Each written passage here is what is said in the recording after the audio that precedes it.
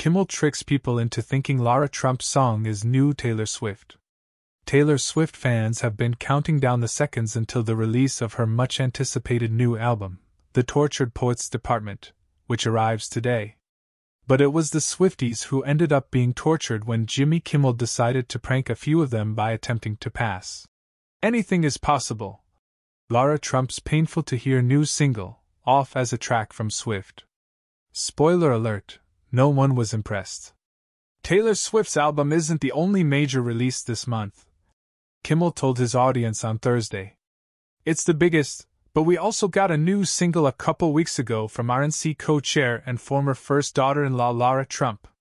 If lyrics like, talking to that little girl / riding on a pegasus / tell her everything's gonna be alright, didn't clue listeners into the fact that this was not a Swift single, Trump's total lack of talent should have.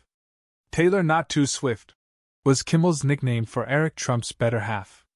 Still, that didn't stop the host from sending his crew out into the wild to ask passers-by if they wanted to hear a sneak peek of a new track from a big artist in order to get an honest opinion of the music.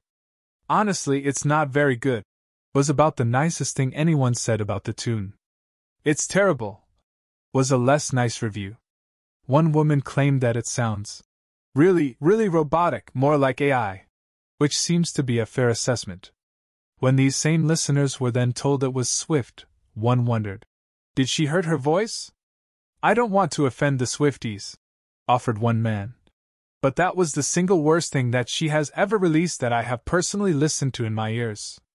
After declaring that she sounds sick, another young man had some theories as to why that might be, including an excess of phlegm in her throat, drinking too much, or that she's been smoking a little weed. It sounds like some mucus in there, he added definitively. These same listeners were much more united in their response upon learning that the track actually belonged to Lara Trump. That makes way more sense, was the general consensus. When asked to describe the track in 3 words, one woman summed the track up best.